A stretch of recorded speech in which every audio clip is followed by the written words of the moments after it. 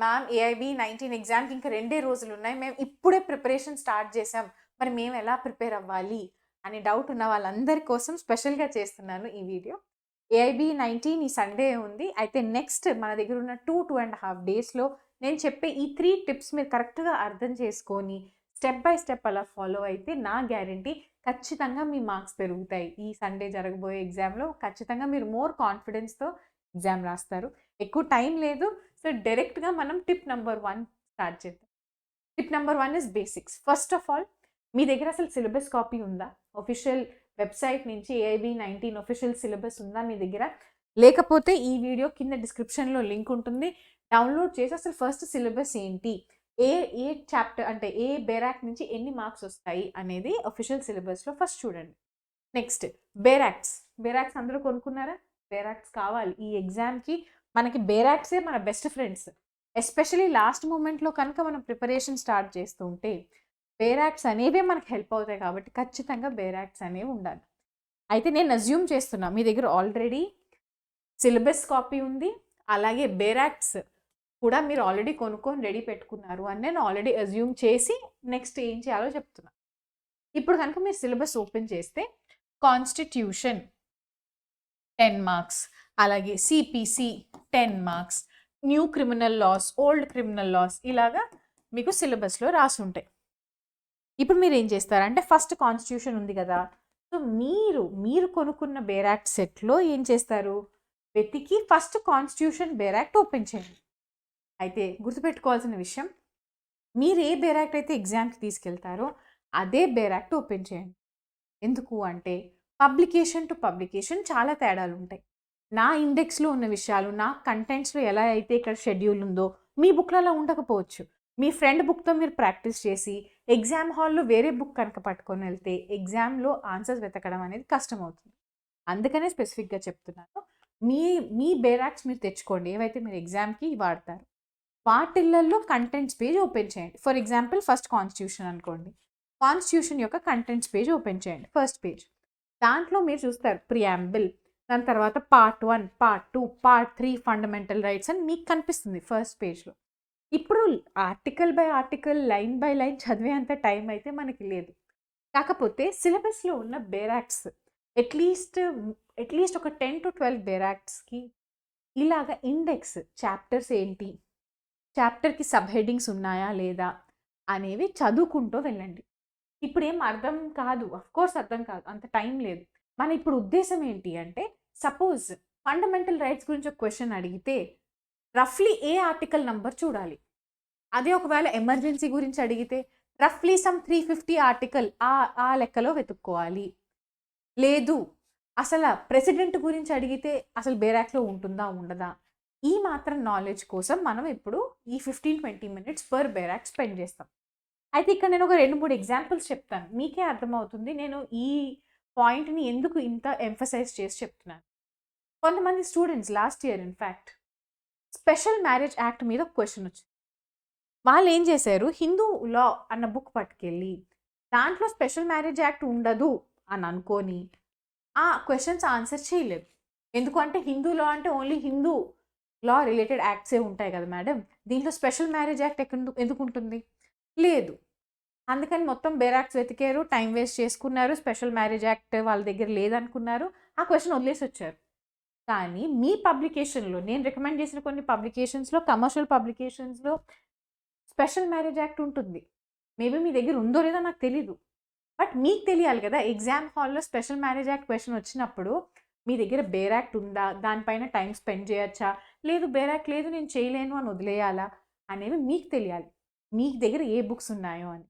అందుకనే నేను మాటి మాటికి చెప్తున్నా. ఖచ్చితంగా మీరు ఏ బేరాక్స్ కొనుక్కున్నారో, ఆ బేరాక్స్ పైన టైమ్ స్పెండ్ చేయండి. ఇంకొక ఎగ్జాంపుల్ చెప్తాను. ఫర్ ఎగ్జాంపుల్ ప్రొఫెషనల్ ఎథిక్స్ అని మీకు సిలబస్‌లో కనిపిస్తుంది. మ్యామ్ ప్రొఫెషనల్ ఎథిక్స్‌కి బేరాక్టే లేదు కదా! అని అంటారు. కానీ ప్రొఫెషనల్ ఎథిక్స్‌లో ఉండే బేరాక్టే మన అడ్వకేట్స్ యాక్ట్. ఇది చాలా చిన్న బేరాక్ట్. మంచి స్కోరింగ్ బేరాక్ట్. ఇది కనుక జస్ట్ హాఫ్ అన్ అవర్ కూర్చొని చదివారు అంటే ఖచ్చితంగా 2-3 మార్క్స్ తీసుకురాగలిగే బేరాక్ట్. కానీ మనకు తెలియనే తెలీదు కదా! ప్రొఫెషనల్ ఎథిక్స్ టాపిక్స్‌కి ఈ బేరాక్ట్ చదవాలి అని మనకు తెలియనే తెలీదు. కాబట్టే ఈ స్టెప్స్ బేరాక్ట్స్ సిలబస్. సిలబస్ని పట్టుకొని బేరాక్స్లో ప్రతి బేరాక్కి ఒక 15-20 మినిట్స్ కేటాయించి అసలు సెక్షన్స్ ఏంటి, హెడింగ్స్ ఏంటి, చాప్టర్స్ ఏంటి అనేది ఒకసారి చూసుకోండి ఫ్రమ్ ద ఇండెక్స్. అసలు బేరాక్ట్ ఎలా చదవాలో నాకు తెలీదు అనుకుంటే ఒక 30 మినిట్ డీటెయిల్డ్ వీడియో ఉంది. ఎగ్జామ్ ముందర ఖచ్చితంగా ఒక్కసారి అయితే అది చూసుకొని వెళ్ళండి. చాలా యూస్ఫుల్ ఉంటుంది. అది ఇక్కడ నేను లింక్ చేస్తాను. మీకు డెఫినెట్గా బాగా యూస్ఫుల్ అవుతుంది. ఒకవేళ కనుక మీరు ఇప్పుడే ఫస్ట్ టైం బేరాక్స్ కొనుక్కొని వచ్చాను మేడం అని అనుకుంటే ఖచ్చితంగా ఆ వీడియో చూడండి, సరేనా? సో ఇవంతా నేను చెప్పినట్టు చేయడానికి మీకు అట్లీస్ట్ 3 అవర్స్ మినిమం టైం అయితే పడుతుంది. ఇది స్కిప్ చేయకండి. దీని యొక్క వాల్యూ ఇప్పుడు అర్థం అవ్వకపోవచ్చు, కానీ ఎగ్జామ్లో అక్కడికి వెళ్ళి అక్కడ కష్టపడేటప్పుడు మీకు అర్థమవుతుంది. ఈ 3 అవర్స్ ఇక్కడ స్పెండ్ చేసి ఉంటే బాగుండు. అలాగే మన new criminal acts, new bare acts కంపల్సరీగా వాటికి కూడా ఈ ప్రాసెస్ అనేది మీరు చేయాలి. మీరు ఏ బేర్ యాక్ట్ అయితే కొనుక్కున్నారో ఆ బేర్ యాక్ట్లో కంపారిటివ్ చార్ట్స్ అని ఉంటాయి. అయితే ఇది పబ్లికేషన్ టు పబ్లికేషన్ మారుతాయి. కొంతమందికి కంటెంట్స్ పేజ్ ముందర ఈ టేబుల్స్ ఉంటాయి, కొంతమందికి కంటెంట్స్ పేజ్ తర్వాత ఉంటాయి. కొన్ని బేర్ యాక్ట్స్ నేను చూశాను బ్యాక్ సైడ్ అంటే బుక్ యొక్క ఎండింగ్లో ఈ టేబుల్స్ అండ్ చార్ట్స్ అనేవి ఇచ్చారు. సో మీరు పట్టుకెళ్ళే బుక్లో ఈ కంపారిటివ్ చార్ట్ ఎక్కడుంది, ఈ కంపారిటివ్ చార్ట్ని ఎలా వాడాలి, అచ్చా వాళ్ళు ఇచ్చింది ఏంటి అనేది ఒక బేసిక్ అండర్స్టాండింగ్ కోసమైనా 15-20 మినిట్స్ పర్ బేర్ యాక్ట్ అనేది మీరు స్పెండ్ చేసి headings, sub headings, tables, schedules ఎక్కడెక్కడ ఏమేమి ఉన్నాయో అని మీ బేర్ యాక్ట్లో మీరు చూసుకోండి. నెక్స్ట్ ఇది అయిపోయిన తర్వాత ప్రీవియస్ ఇయర్ క్వశ్చన్స్ సాల్వింగ్. మనం ప్రీవియస్ ఇయర్ క్వశ్చన్స్ నుంచి ఒక రిపీట్ క్వశ్చన్స్ 10 ఎక్స్పెక్ట్ చేయొచ్చు. రిపీట్ క్వశ్చన్స్ ఎన్ని రావచ్చు? 10 క్వశ్చన్స్ వరకు రావచ్చు. 10 మార్క్స్ మనకి ఈజీగా ప్రీవియస్ ఇయర్ క్వశ్చన్స్ నుంచి వస్తాయి. ఒకవేళ టైం ఉంటే 14 ఏఐబి 14 ఏఐబి 15 కూడా చేయండి, లేకపోతే ఏఐబి 16, 17, 18 చేస్తే సరిపోతుంది. ఫస్ట్ 16, 17, 18 చేయండి, టైం మిగిలితే అప్పుడు 14, 15 చేయండి. కాకపోతే నేను చెప్పొచ్చే ఇంపార్టెంట్ పాయింట్ ఇక్కడే ఉంది. నేను జనాల్లో చూసింది ఏంటి అంటే, ma'am question paper solve paper ఉందా? ఉంది. Question answer, question answer, question answer, next question, next answer, అలా చదువుకుంటూ వెళ్ళిపోతూ ఉంటారు. కాకపోతే లాస్ట్ 2 డేస్లో మీరు ఎంత బై హార్ట్ చేస్తారు చెప్పండి? చాలా కష్టం అవుతుంది. అందుకని ఒక లెక్క పెట్టుకోండి. అట్లీస్ట్ ఒక 50 క్వశ్చన్స్ క్వశ్చన్ ఆన్సర్ ఫార్మాట్లో చేస్తున్నాను. ఆ 50 క్వశ్చన్స్లో ఒక 10 క్వశ్చన్సో 15 క్వశ్చన్సో మీ అంతటా మీరు బేర్ యాక్ట్ ఓపెన్ చేసి సాల్వ్ చేయడం ప్రాక్టీస్ చేయండి. మనం singing competition, dancing competition or any పర్ఫార్మెన్సెస్కి వెళ్ళినప్పుడు ఏం చేస్తాం? ఆ రోజు ఫైనల్ పర్ఫార్మెన్స్లో ఏదైతే మనం చేయాలో అది మనం ప్రాక్టీస్ చేసుకొని వెళ్తాం. పిల్లలకి అలాగే చేపిస్తాం ప్రాక్టీస్ కూడా. మరి మీరు ఏఐబి ఎగ్జామ్కి వెళ్ళినప్పుడు ఫైనల్ ఎగ్జామ్ నాడు ఏం చేయాలి? క్వశ్చన్ పేపర్లో ఇచ్చిన క్వశ్చన్స్ని ఒక చేత్తో పట్టుకొని ఇంకొక చేత్తో బేర్ యాక్ట్స్లోంచి ఆన్సర్స్ వెతికి క్వశ్చన్స్ ఆన్సర్ చేయాలి. అవునా కదా? సో ఇది కదా మీరు చేయాల్సింది ఎగ్జామ్లో. మరి ప్రాక్టీస్ చేసేటప్పుడు, ప్రిపరేషన్ చేసేటప్పుడు దేనికోసం ప్రిపేర్ అవ్వాలి? ఆ పాయింట్ కోసం ప్రిపేర్ అవ్వాలి. బేర్ యాక్ట్స్ నుంచి ఆన్సర్స్ వెతకడం కోసం ప్రిపేర్ అవ్వాలి. ఇప్పుడు మన దగ్గర మొత్తం అంతా సెల్ఫ్ స్టడీ చేసేసి మొత్తం అంతా మనంతట మనం సాల్వ్ చేసుకునే టైం లేదు. 2 రోజులు టైం ఉంది. కాబట్టి అంటున్నాం, మీరు 50 క్వశ్చన్స్ చేస్తున్నారు, వాటిల్లో ఒక 10 ఆర్ 15 క్వశ్చన్స్ మాత్రమే అనుకొని పెట్టుకోండి. అవి మాత్రం ఖచ్చితంగా చేయండి. అవి మాత్రం స్కిప్ చేయొద్దు. లైక్ ఫర్ ఎగ్జాంపుల్ ఇదిగో ఇలా కొన్ని క్వశ్చన్స్ తీసుకోండి. ప్రాక్టీస్ క్వశ్చన్స్ చేస్తున్నారు అనుకుందాం. ఈ ప్రాక్టీస్ క్వశ్చన్స్లో కానీ ప్రీవియస్ ఇయర్ క్వశ్చన్స్లో కానీ క్వశ్చన్ ఆన్సర్ చేసేటప్పుడు okay section 16 of Hindu marriage act గురించి ఏదో క్వశ్చన్ వచ్చింది. ఇప్పుడు డైరెక్ట్గా ఆన్సర్ చూసేసే ముందర మీరు మీ బేర్ యాక్ట్ సెట్లో నా దగ్గర అసలు హిందూ లా బేర్ యాక్ట్ ఉందా? ఉంది. ఈ హిందూ లా బేర్ యాక్ట్లో హిందూ మ్యారేజ్ యాక్ట్ క్వశ్చన్లో హిందూ మ్యారేజ్ యాక్ట్ అడిగారు కదా, హిందూ మ్యారేజ్ యాక్ట్ ఎక్కడుంది? అదే సపోజ్ అడ్వకేట్స్ యాక్ట్ అనుకోండి, సెక్షన్ 24 ఆఫ్ అడ్వకేట్స్ యాక్ట్ గురించి ఒక క్వశ్చన్ వచ్చింది. సరే ఈ బేర్ యాక్ట్ కాదు, next bare act, advocates act bare యాక్ట్లో సెక్షన్ 24లో ఏం రాసింది? వాళ్ళు అక్కడ ఇస్తున్న క్వశ్చన్ నాకు ఆన్సర్లో అంటే నాకు బేర్ యాక్ట్లో ఆన్సర్ దొరుకుతుందా లేదా అని అన్నిటికీ కాకపోయినా అట్లీస్ట్ ఎవ్రీ 50 క్వశ్చన్స్లో 10 to 15 క్వశ్చన్స్కి ఈ ప్రాక్టీస్ అనేది చేసుకొని వెళ్ళండి. నేను చెప్పలేను అంటే ఎంత యూస్ఫుల్గా ఉంటుంది అనేది నేను చెప్పలేను. ఆ రోజు మీరు ఎగ్జామ్ రాసేటప్పుడు you will thank me, ma'am చెప్పారు ఇది ముందరే చేయమని, కాబట్టి నాకు హెల్ప్ఫుల్ అవుతుంది అని మీకు ఖచ్చితంగా అనిపిస్తుంది. అయితే ఇక్కడ మీరు చూస్తున్న ఈ పీడిఎఫ్ ఏదైతే ఉందో ఇది ఇంపార్టెంట్ క్వశ్చన్స్ పీడిఎఫ్. ఎవరైతే full course core course join అవ్వలేకపోయారో, లాస్ట్ మూమెంట్లోనే ప్రిపరేషన్ స్టార్ట్ చేశారో వాళ్ళందరి కోసం నేను ₹299 ఓన్లీ. ₹299కి ఒక ఇంపార్టెంట్ క్వెషన్స్ కోర్స్ అనేది తయారు చేశాను. ఇది జస్ట్ 5 అవర్స్ క్లాసెస్ ఉంటాయి, రికార్డెడ్ క్లాసెస్ ఉంటాయి. కాకపోతే క్లాసెస్ ఇంగ్లీష్లో ఉంటాయి. నేను క్లారిఫై చేస్తున్నా, ఇంగ్లీష్లో క్లాసెస్ ఉంటాయి 5 అవర్స్. దాంట్లో మనం 20 సబ్జెక్ట్స్ యొక్క ఇంపార్టెంట్ క్వెషన్ ఆన్సర్ ఫార్మాట్లో డిస్కస్ చేస్తాం. అలాగే ఈ పీడిఎఫ్స్ ఏవైతే ఉన్నాయో క్వెషన్ పీడిఎఫ్స్ మీకు ఇస్తాం. ఈ క్వెషన్ పీడిఎఫ్స్ని ఫస్ట్ వీడియో చూసి అర్థం చేసుకొని మళ్ళీ ఇవే క్వెషన్స్ని మీరు ఎగ్జామ్ ముందర ప్రాక్టీస్ చేసుకొని వెళ్ళాలి.